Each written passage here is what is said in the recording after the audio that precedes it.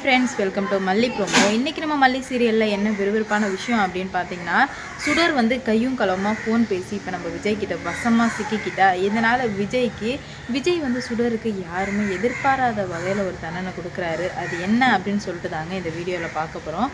கையோட எப்படி வந்து சுடர் மாட்டிக்கிட்டா அப்படின்ற ஒரு விஷயத்தை வந்து இங்கே பார்க்க போகிறோம். இப்போ வந்து மல்லி மேலே வந்து பழிய போட்டுறா ராஜேஸ்வரி.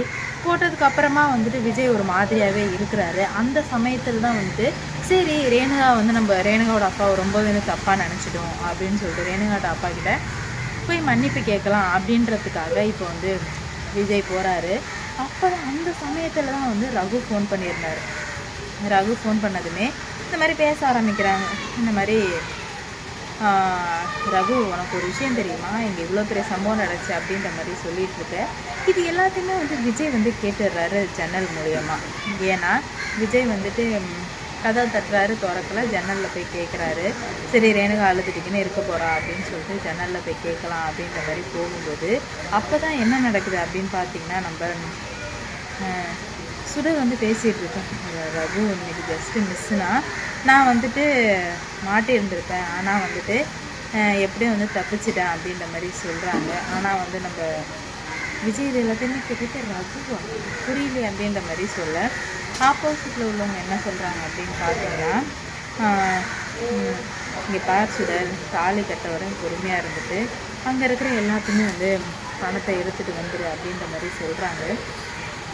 இப்போ தான் நம்ம விஜய் என்ன நினைக்கிறாருன்னா, ஆனால் பாவமே அப்போ இது வந்து உண்மையான வந்து ரேணுகா இல்லையா அப்படின்ற ஒரு உண்மையே வந்து இப்போ தான் வந்து தெரிய வருது விஜய்க்கு. செம்ம சாக்காயிறாரு. இன்னும் என்னென்ன பேசுகிறாங்க அப்படின்ற மாதிரி கவனிக்கலாம் அப்படின்ற மாதிரி கவனிக்கிறாரு. என்னென்னமோ நீங்கள் பேசிகிட்டு இருக்காங்க. அது எல்லாத்தையும் கேட்டு ரொம்பவே வந்து கன்ஃபியூஸ் ஆகிடுறாரு.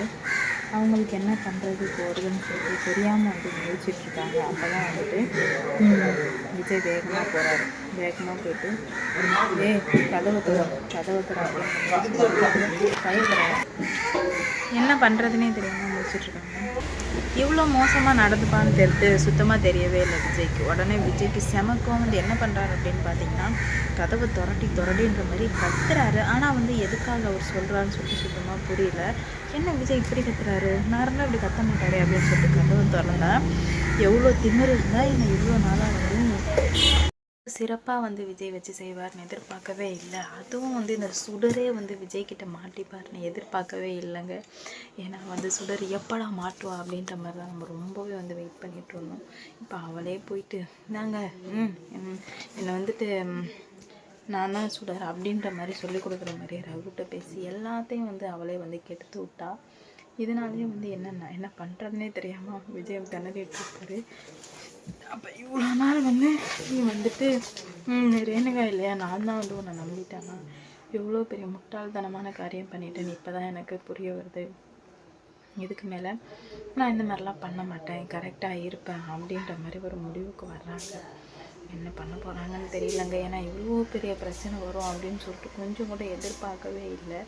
ஏன்னா விஜய் வந்து என்ன ஆனாலும் சரி பார்த்துடலாம் அப்படின்ற முயற்சியெலாம் இருந்துகிட்டு இருந்தார்.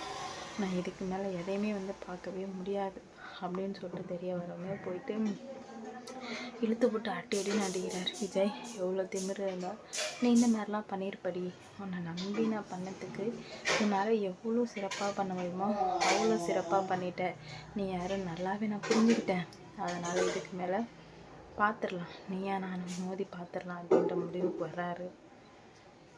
என்ன நடக்க போகுது அப்படின்னு சொல்லிட்டு வெயிட் பண்ணி பார்க்கலாம். விஜய் இவ்வளோ மோசமாக வந்துட்டு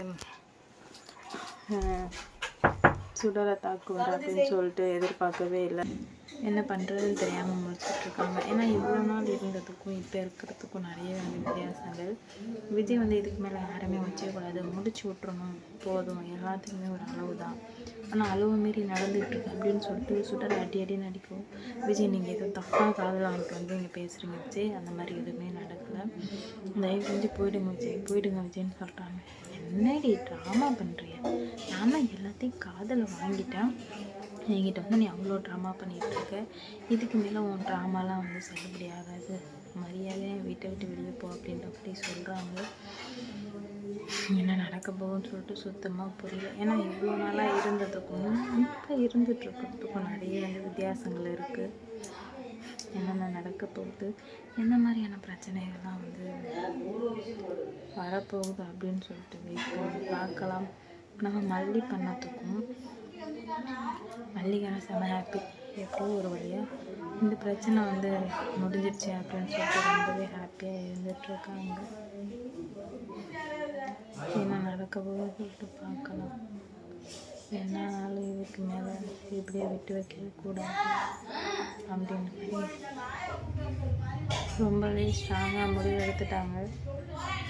ஆனால் விஜய் இவ்வளோ சீக்கிரமாக புரிஞ்சுப்பாரு அப்படின்ற மாதிரி எதிர்பார்க்கவே இல்லை. எந்த மாதிரியான பிரச்சனைகள் வரப்போகுது, என்ன நடக்க போகுது அப்படின்னு சொல்லிட்டு பார்க்கலாம். கண்டிப்பாக பல பிரச்சனைகளை தாண்டி எந்த மாதிரியானது வரப்போகுது அப்படின்னு சொல்லிட்டு வெயிட் பண்ணி பார்ப்போம். இந்த வீடியோ பிடிச்சிருந்தா லைக் பண்ணுங்கள், ஷேர் பண்ணுங்கள்.